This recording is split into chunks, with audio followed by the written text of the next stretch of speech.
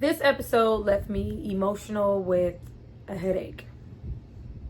But it's a headache we all need.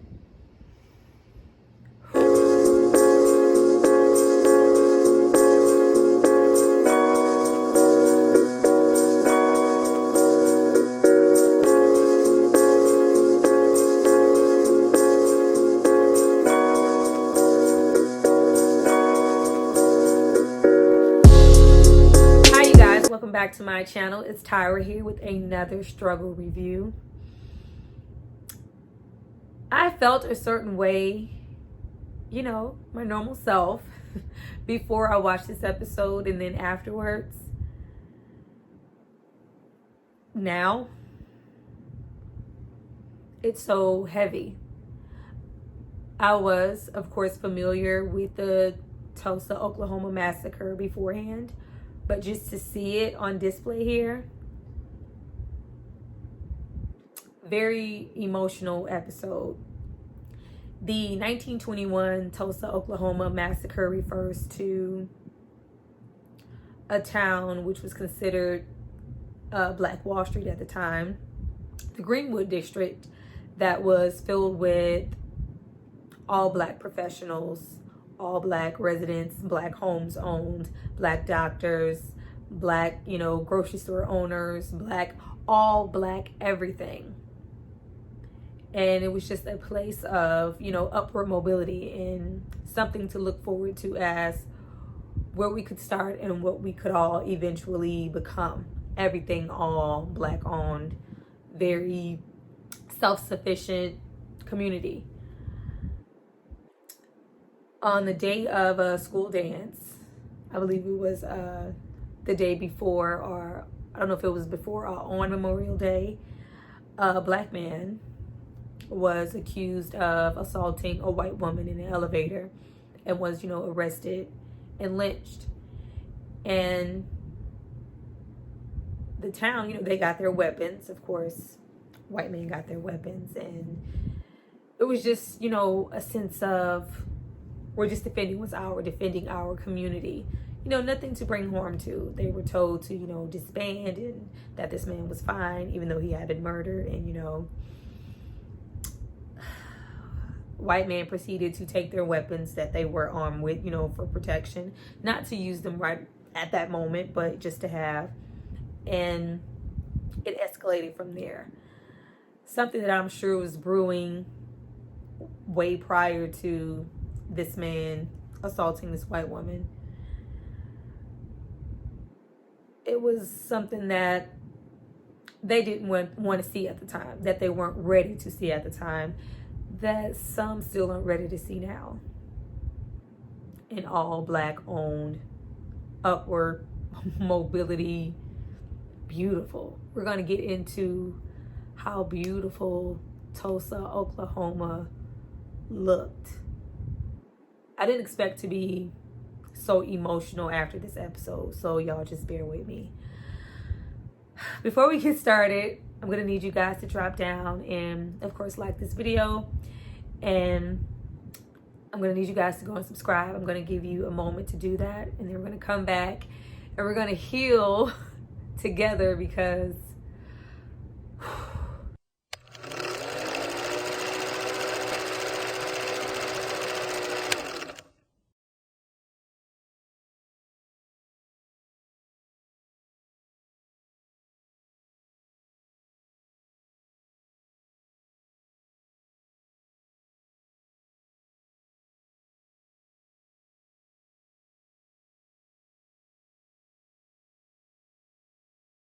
so we pick up this episode where we left off, of course, with Dee, who was attacked by those demon jigaboo figures, and she's now infected. And the best thing that the group can come up with as a whole is to yet again go to Christina and ask her to heal Dee, because they don't have the the powers to do that. After a little back and forth and them being them, because this is like what they do. It's never a calm moment in this family. After that, Tick decides, she's not just going to help us. I need some leverage. How about I offer her those pages so I can save D? And Letty informs everyone that, well, I already offered her the pages for invulnerability for you, and she gave it to me. And I needed to protect myself, because I needed that protection. So without that, Ruby decides, hey, I'll ask her, she'll do it for me. Oh, really, Ruby? Big surprise. But she agrees, to ask her. Of course, at the start of this episode, Montrose is so angry. You made that decision, Letty. You were the main one saying, no more magic. And you've made this decision that could possibly, kill my son and kill my grandson. Mad at first. Let's keep that into play. We are mad at first about this invulnerability. But we're going to see how we feel about that towards the end of this episode. But we get a hold of Christina, devil in a red dress, coming in, and I can't completely take the curse off. I can slow down the process, but she's still going to die. Oh, damn. No breaks every episode. It's life or death every damn episode. But she, says that she needs the blood, of the closest relative. With Hippolyta still being MIA and, Uncle George, of course, being gone. I'm going to say gone because is he like dead? Gone. Montrose is the closest thing to that. And we see Montrose's nerves go, because we know, of course, that there is a strong possibility that Montrose may not be Tick's real father. Christina not only needs the blood of the closest relative, so she says, but she also says that only the captain can really remove this, this curse. But if I were to be able to remove it, I would need his blood. Where is he? Oh, he blew up. He was, torn to pieces by the whatever. But she's like, if I had his blood, I could remove it. But, we don't have to do this instead. But she also wants Tick to basically give himself to her and go back to Artem and sacrifice himself for her immortality spell. We cut from there and we see William. And we see the captain. Well, most of the captain anyway. And we get more of that experimentation on Black people thing happening. Like, this show makes sure that they put a pin in every single thing that it's so traumatizing but so needed at the same time. But he's trying, they're casting this spell over and over, but they just can't seem to save him. William comes in and he realizes, oh, I killed him. This is Christina. Can you help me? Can you do the same thing for me that you done for yourself? She's like, basically, no, I just came here to watch you die. I wanted to watch you suffer. Watch you die, watch you suffer. He's there spewing blood. She could have got the blood right then and there to save Dee. But she didn't. She was there for her own satisfaction and for William's satisfaction to go, I got you this time. You're dead. Not thinking about Dee. Because we all really know what Christina cares about. I'm just waiting for Ruby to figure it out. With Montrose having that burden on his shoulders of, it's up to me to save Dee, I'm the closest thing, I may not even be his dad. Results into his favorite pastime, drinking what looks to be some type of moonshine. And he finally gives in and tells Tick, this may not work because I might not be your father. And Tick got that Tick face, that hurt face. He is so hurt at the thought of, you guys knew all this time. Uncle George knew all this time. I came to him to get away from you. And he just sat there and watched me hurt. I even imagine, I wouldn't have to go through this if he were my dad. And nobody said anything. I've been suffering and you guys have been silent. Hippolyta returns. Hippolyta returns, her grand return. She's been gone floating amongst the cosmos. But she, is immediately informed that, something's wrong with Dee and gives her blood. So, of course, that's going to work because she's her mom. Whew. Close one, Montrose, close one. But we instantly see, that transformation of that jigaboo demon is lifted off of her. Dee was literally dying. And Christina performed the spell and lifted it. But she's still going to die if they can't do something about it. That spell just slowed the process. Now after we semi-save Dee, we get full, complete understanding that Ruby gives zero fucks about Atticus and his problems and his family. She only cares about Letty. She even encourages Letty to leave with her and Christina. And she's like, do you know her whole plan? You can't trust her. And she feels the very same way about Atticus. And both of them have all rights to feel the way they feel. But I'm just not rocking with Ruby, just team Christina. But Hippolyta comes and, she informs everybody about her journey through time. Like, I'm Mother Earth. I'm Jesus, bitches. I can do this. She tells them, I'm planning to go back to Tulsa. We can get this book and do something to save my baby. Damn it. Like, she just came like, it's a completely different Hippolyta than the one that we seen, episode 1 on up. And, hey, baby, maybe you can go next time. Next time I come, we can do the travel guide together. No, this Hippolyta here, this shit right here, like, nah, this what we doing. Y'all coming or not. But we get back to Ruby and Christina, and Ruby kind of giving Christina the side eye of, would you really have helped her if there wasn't something in this for you? And are you really planning to kill Atticus? And just like everything before, Christina doesn't lie about anything. She informs Ruby of everything. And I don't know why Ruby's even inquiring about anything, because everything she's found out so far has not led her astray to want to be with William Christina. But she's like, yeah, yep. This has been in the workings way before I ever met you. I have calculated this down to the very day. Now, if you'd like to, you can come on this immortality journey with me. Like, you can roll with me or get ran over. Like, which one? This is what it is.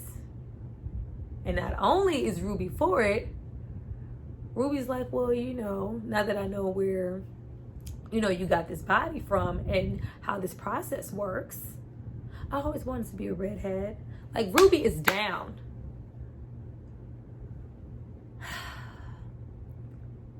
When we saw, like, we know what Christina is. Christina could have helped, and it wouldn't have changed anything. Dee wasn't, the end all to be all for your immortality. You could have helped her and got that captain's blood, but she chose not to. But either way, that's Ruby's man. We're not going to talk about Ruby's man.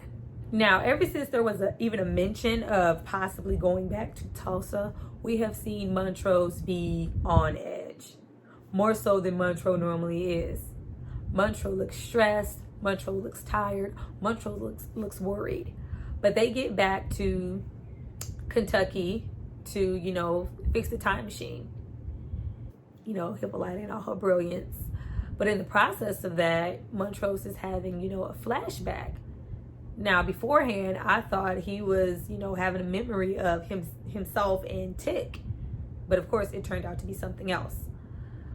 But he informs Letty that, not only does he, we know that you're pregnant, and I understand that that's why you felt like you had to go and get this invulnerability spell, but you giving her those pages that may have been the last opportunity to save my son and your son. But he tells her, you know, in that book, he still died. He died anyway. And they're both hoping to change that. But they fixed the machine, you know, Hippolyta and her. I was like, Hippolyta didn't change. I mean, we saw it, but we didn't see her interact with her family just yet. But, you know, she opens the portal and Letty and Tick instantly time jump. Montrose is like scared to death. Like, I'm not sure if I want to go in there. I'm not sure if I want to relive that. Initially, I'm just thinking it's just solely the you know, the riots and the massacre in Tulsa. But we find out that it's so much more than that. Soon as he jumps in, we see that window, that opening shot of Tulsa. Wow. It is gorgeous. And that's something that is something we've never seen. But we see Montrose. He's so hurt and looks so traumatized. It looks very similar to how Tick feels when he thinks about World War I and some of, you know, the things that he's done. They are so much alike at times. It's not even funny. Some good and some bad. Most of them bad. But Tulsa looks so warm. It looks inviting. It looks like there's value there. There's community there. There's love there. It's so black.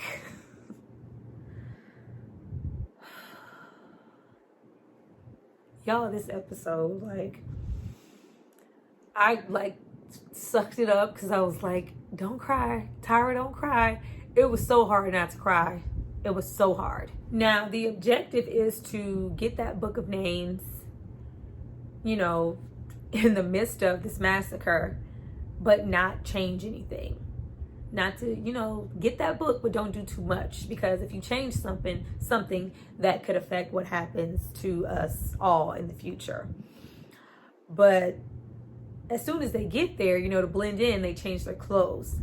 And we see those dream sequences come to life. All the way down to Letty's dress, all the way down to Tick's suit. And we know in those dreams, they all burn. And then, you know, they were chasing after that book of names. But just walking around and looking at that community, everything was just so vibrant and so clean. It looks so rich, y'all. It warmed my heart to see it. But they're trying to get that book before, you know, because of course Montrose was there prior. So he knows that things are going to hit the fan, the massacre is going to start, and the house in that book burns to the ground. As soon as they get there, Montrose is hurting. And Montrose gets on my nerves, but it was, I was hurting for him. But Tick doesn't see that initially. Tick just sees, oh, really? You could not have a drink this one time. This one time we need you. You couldn't be sober. And, you know, after this, this is it. I don't want no parts of it, especially if you're not my father.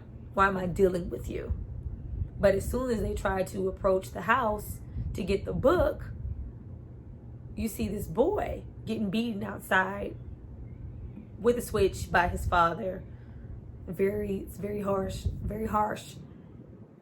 And when, you know, he says, you know, he's get the switch and this and that, I was like, oh, this is what Montrose was, you know, having a throwback to. It wasn't him and Tick. It was him and his father.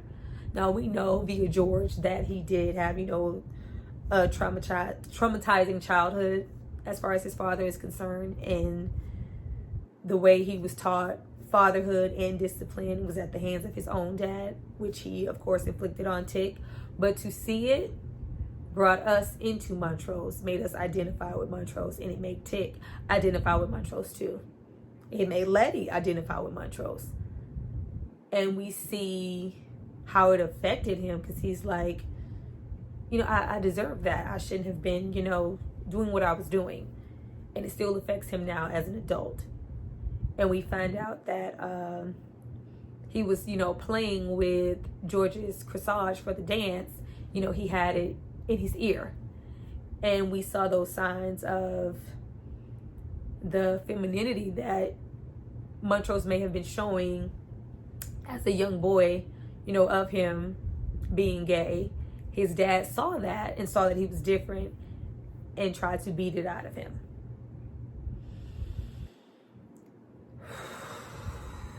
With that being said, it's so hard to watch the parallels of these episodes in contrast with where we are now. It just shows you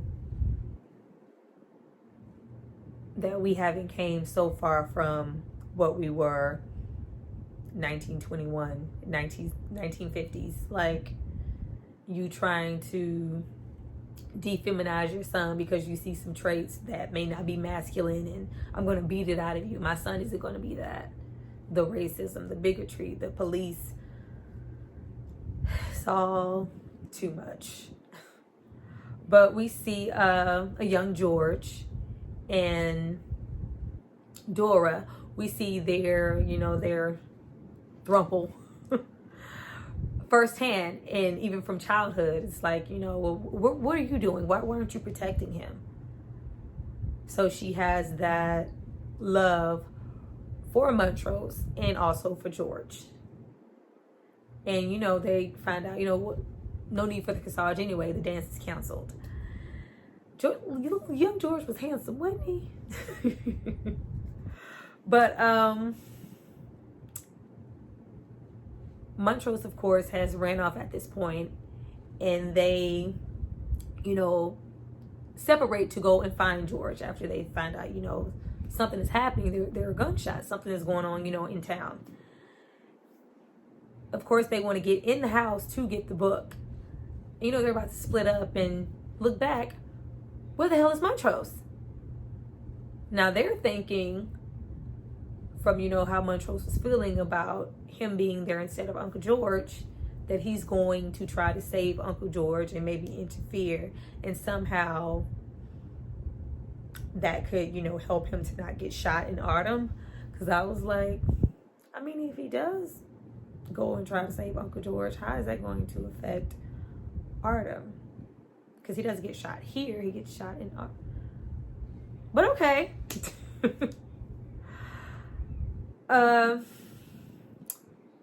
They, of course, separate to, we can't do both at the same time. You get the book, and I'll go find my dad to make sure he doesn't this up. And, he says a goodbye to Letty, and the baby, oh, such a hard episode. I'm really trying here, but I just watched it, and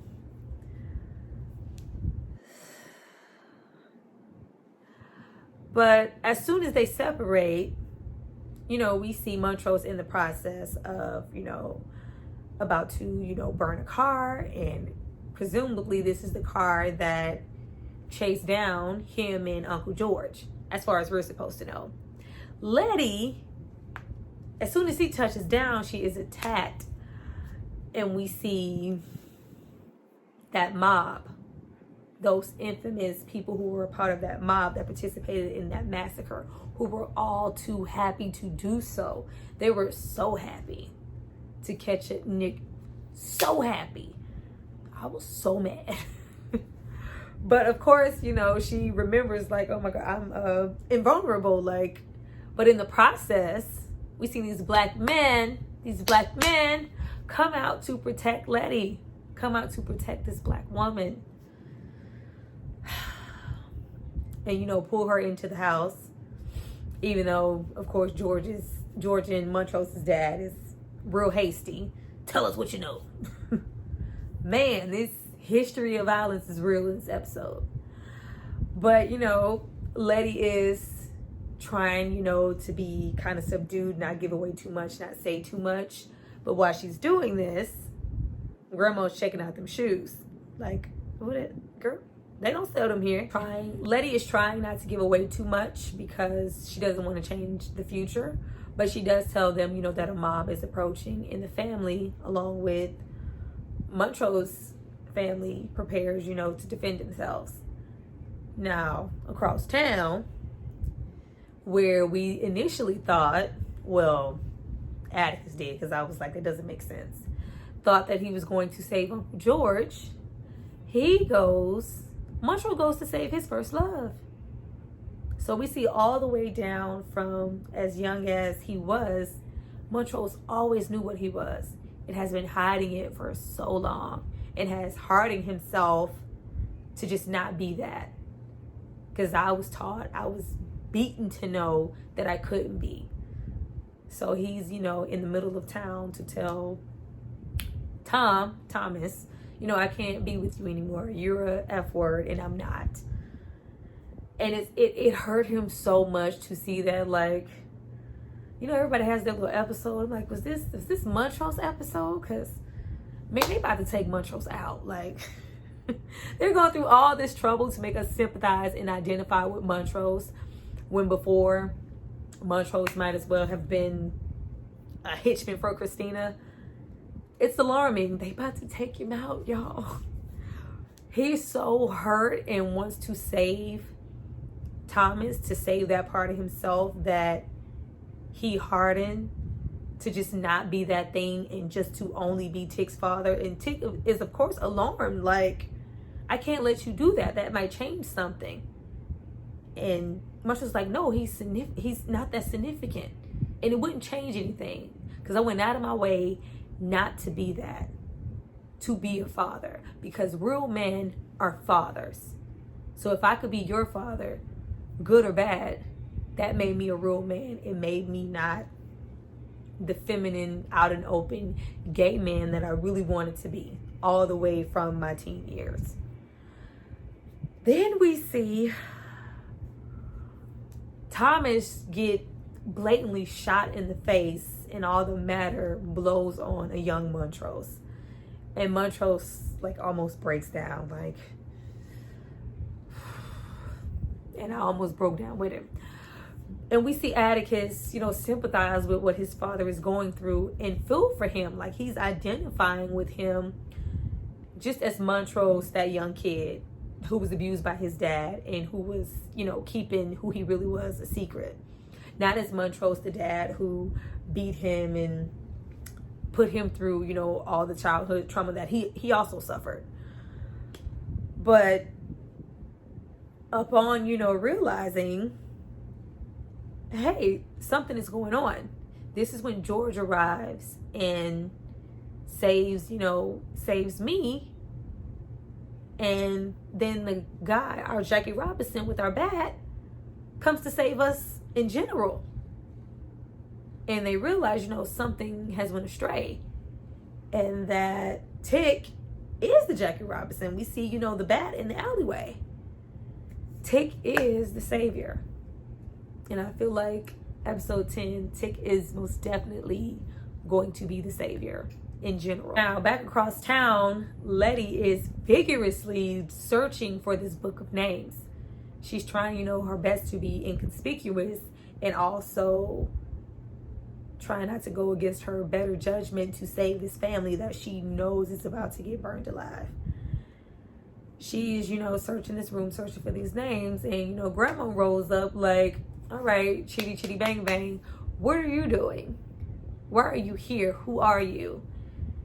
And Letty, she can't play anymore. She has to tell her exactly who she is and what she's there for.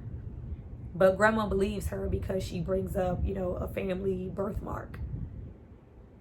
And tells her, I'm pregnant and I'm here, for your great-great-grandson. And before she, gives up that book of names, Grandma realizes, you're here back from the future. You came back here for this book. We die here, don't we? Like, it can't get any more traumatizing than knowing that you're about to die. And it's the same thing the same thing can be said about being burned alive. Like, you're about to die. That's a horrible way to die. And we got to see it firsthand, and it, like, almost broke me down. realizing that she's about to die, but she does want to save her family. Here, mainly here, this is where Letty's decision, to be selfish and get that invulnerability from Christina comes into play and helps. Christina had a hand in helping with this invulnerability to get this book of names, whether she knows it or whether she wanted to or not, which of course I'm sure she didn't. But this saves them. If Letty wasn't invulnerable, she would have burned down in that house with the rest of the family. But since she was there, Grandma insisted they pray and she hold her hand while she burned alive. And I tell y'all, I was like done. I was like, what are y'all trying to do to me, LoveCraft country? I can't take no more. I can't take no more. And you just get a glimpse into what it must have been like there in Tulsa, Oklahoma. What it just must have been like back then. Because that wasn't some single incident that happened all the time.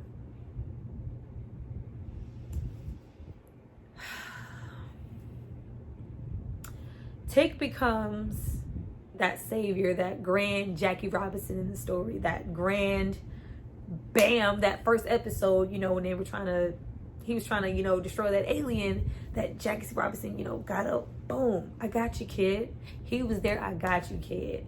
Came and hauled ass on all those motherfuckers. And I was here for it. I was like, man, thank you. I got you, kid. Like, get your kids. Get the kids. Say the babies. I got you, my women. I got you, my kids. I got you, my ancestors, my grandma. Save your people. I got you, kid. Get us.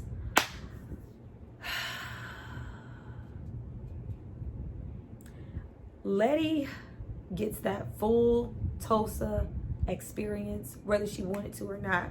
She gets to bond with the past, with Tick even more, because she's there, when they burn down, and gets to experience that.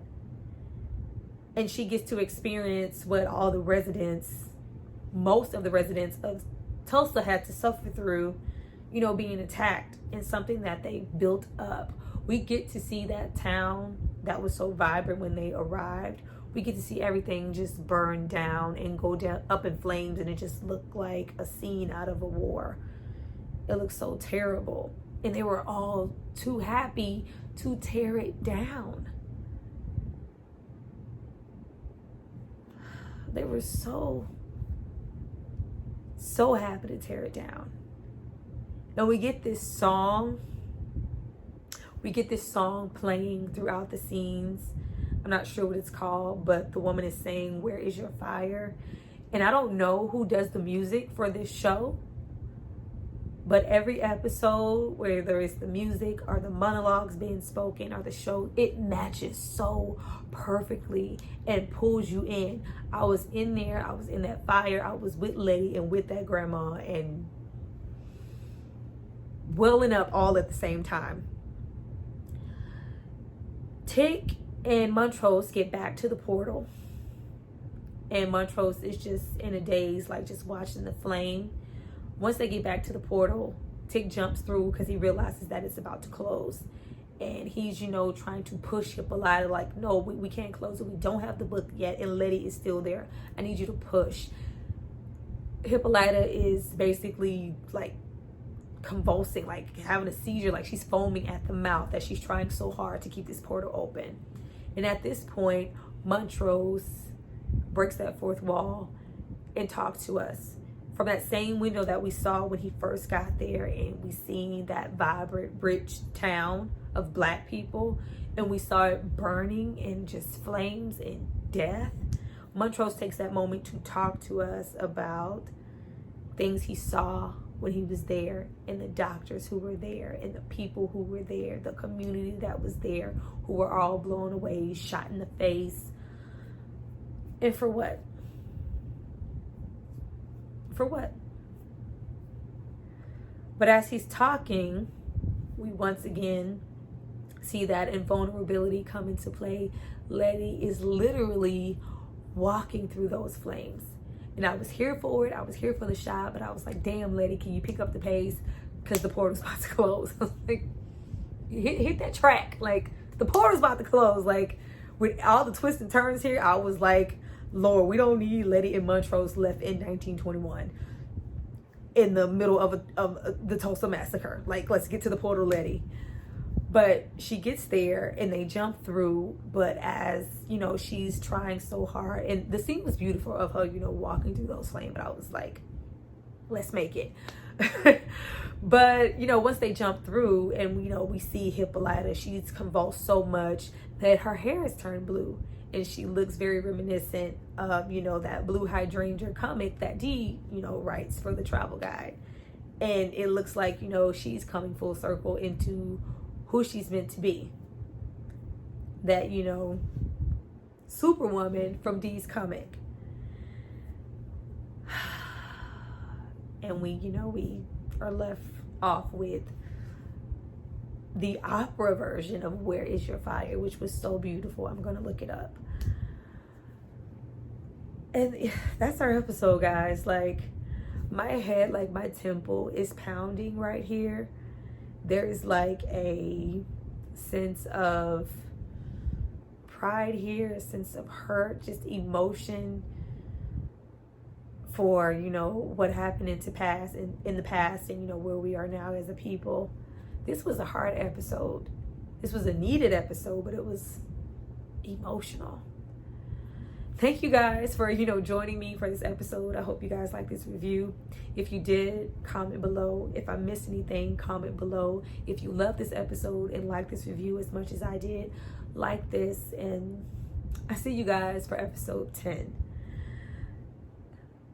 with Atticus, One Last Secret. Like, come on, man. Like, let this be your last one, Atticus, because I can't take no more off of this show. It's so good and so traumatizing all at the same time. I'm drained right now, but I'm here for you guys and here for this episode. I see you guys next episode. Last episode. I love this show. Bye, you guys.